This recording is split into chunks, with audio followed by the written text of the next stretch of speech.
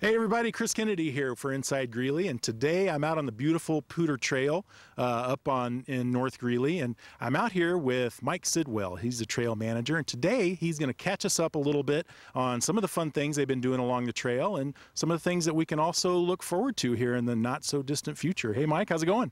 Great. Thanks for being with us today.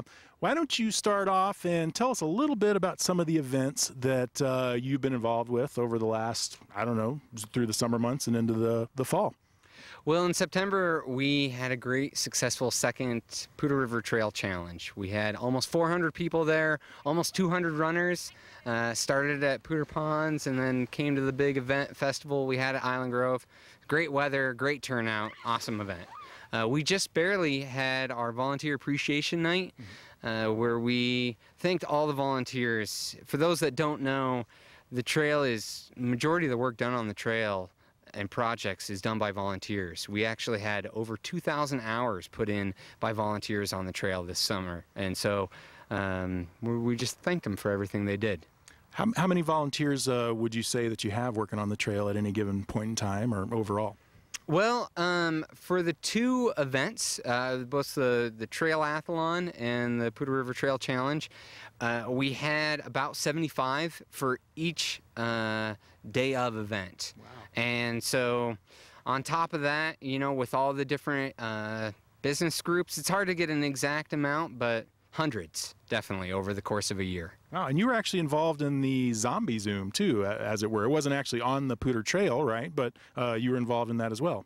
Yeah, that's right. That was an idea. We teamed up with helping out the city of Greeley.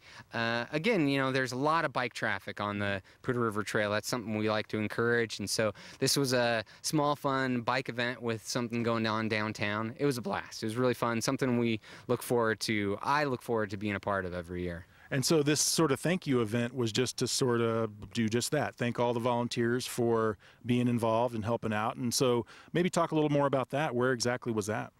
That was at the Crest Cinema right downtown. You know, it's the least we can do. We give them some food, give them a slideshow. We recognized a few of our stalwart volunteers that went above and beyond. And again, it's kind of one of those things, it's the least we can do for all the effort that gets put in by volunteers on the trail. Cool, very good.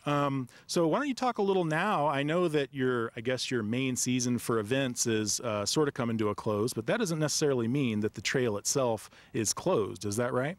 Yeah, that's right. And as you can see, the weather is beautiful, and we're lucky to live in a state like Colorado that it's beautiful throughout the winter. And so I definitely want to encourage people to come out and enjoy the trail year round. There's no reason to stop using it. We take care of it all year round, so come enjoy it. So if it dumps snow, a couple of feet of snow, people can cross-country ski on it for a little while, but you're going to plow it after that, or?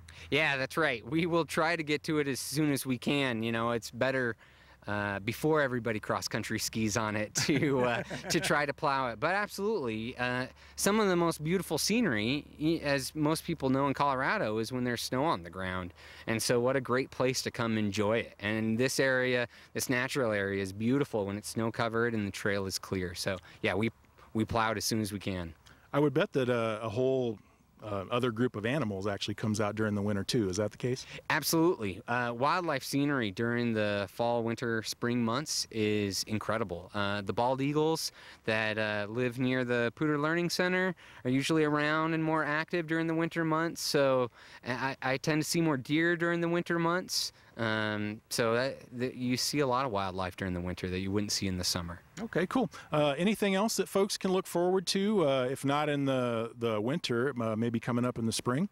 You know, we're going to be doing just more and more events on the trail. And just in an effort to get more people involved on the trail, and also just to encourage people to come out.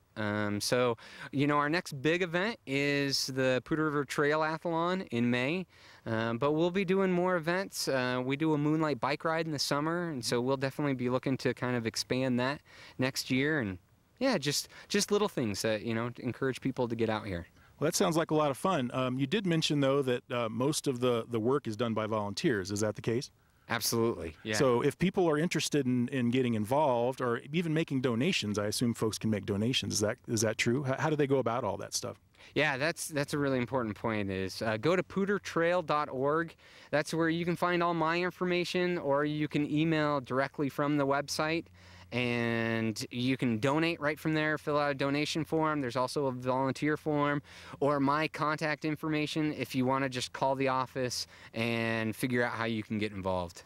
Excellent. Well, thanks for being with us today, Mike. And you folks at home, don't forget to come out on the trail over the wintertime and into the spring and summer. And we'll see you next time.